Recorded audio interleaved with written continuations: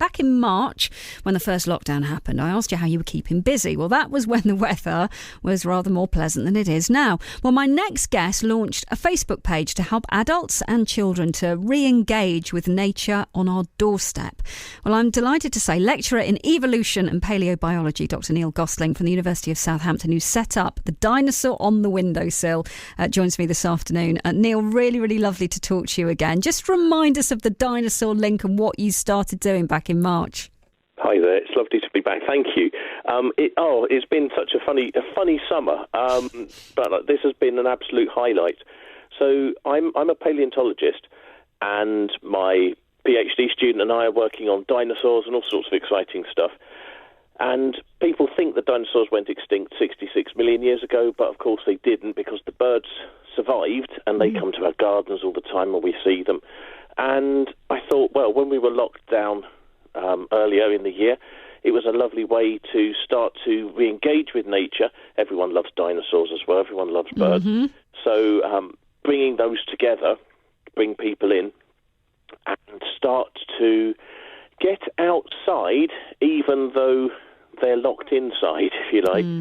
Try to look further out, and that's what we did. And I was a bit worried that it wasn't going to go very far. It might be me putting up stuff just constantly and trying to balance doing my job, which I meant to be doing, and putting up the material on the Facebook page, and it would sort of wither and die in a very sad way. It didn't do that at all. It's gone absolutely bonkers.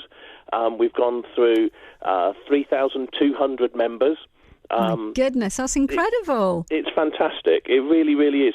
I put something up yesterday to ask where people were in the world, and also this sort of why they like the site.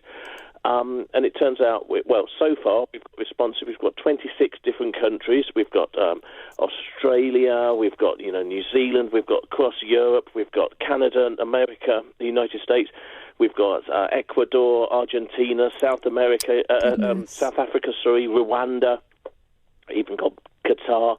It's amazing. We've just got this huge collection and group of people who are just engaged with nature and showing everybody what's going on in their little corner of the world.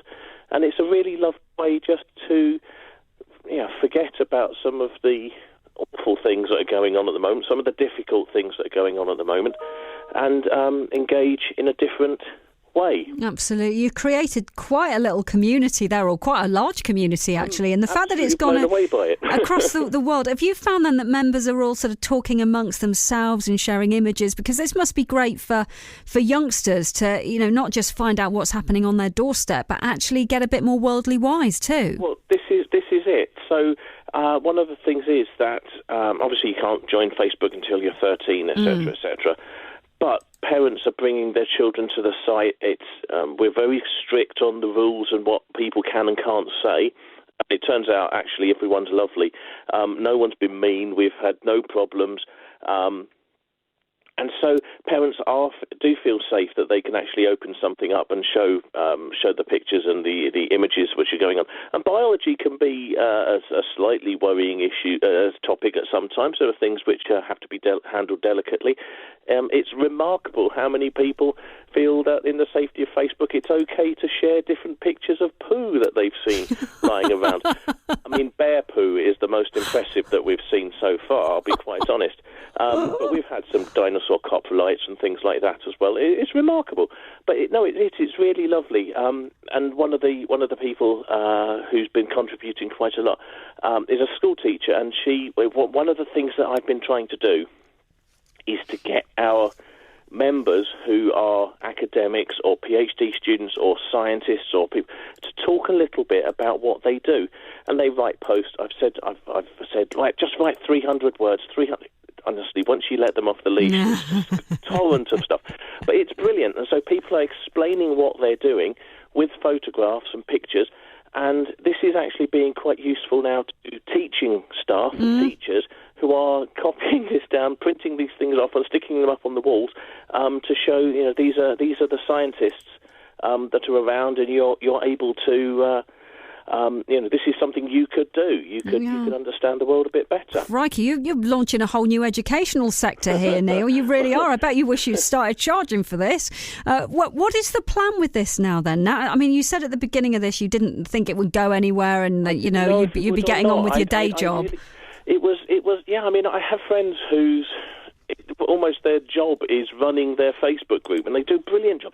I can't do that. I'm an academic. I've got to go and teach people, and I've been really lucky because I've still been working throughout all of this. Yeah. But I was concerned that actually it would just sort of fizzle, and it hasn't done that at all. It's remarkable. There are people, Harvey Kagakusha, who is that's his Facebook name. He's been putting up brilliant stories of the hedgehog behaviour and activity going on in his back garden. And I tell you, there's quite a lot of hogs going around in Southampton at the moment. It's amazing. I mean, the hedgehogs are in decline nationally, but they seem to be doing quite well in Southampton. It's lovely because we've got people who are in Australia, and they're using it to show they have family over here, and so it's a nice way to connect and actually see things that they wouldn't otherwise. The plants and animals that are here. Equally, we're getting to see some very exciting stuff that's going on in Australia and other parts of the world. And where is it going to go? That was your question, wasn't it? What are you going to do with it now? Where is it going to go? I don't know. It's just this beautiful, self-sustaining group of people who are absolutely fascinated and curious about nature. They ask questions. You can ask anything. If you don't know something, that doesn't make you silly. It doesn't make you daft. It means you don't know it. Yeah. People can ask these questions. And again, this is another thing that keeps coming up. It's a safe place for kids, but it's a safe place for people to ask what they think might be a daft question. There's nothing worse than asking a question and people coming along and saying, "Well, it's obvious, isn't it? Surely you know that." Yeah. When you that feel hasn't like you happened can, at all. Yeah. We have this really lovely, warm, engaging, fuzzy community which just is supportive and like-minded and wants to share nature. And so if that's what we do for the next 20, 30, 40 years, I'll be very, very happy. Yeah, you should be. You should be really proud of what you've achieved now. So if people don't...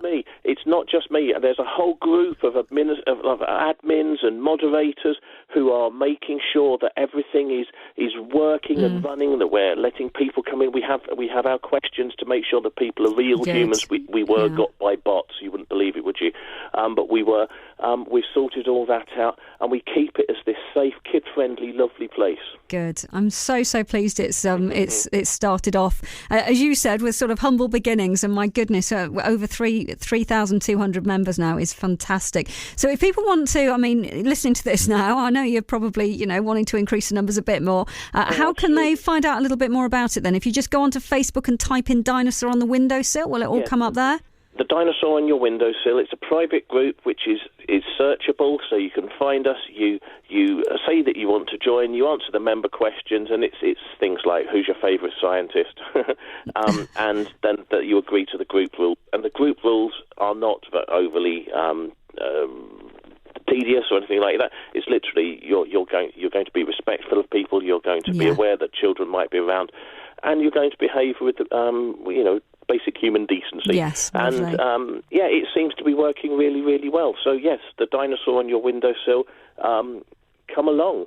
Excellent. We'll get a few more out of this, I think. The Dinosaur on Your Windowsill. Go onto Facebook and find that. That's Dr. Neil Gostling from the University of Southampton.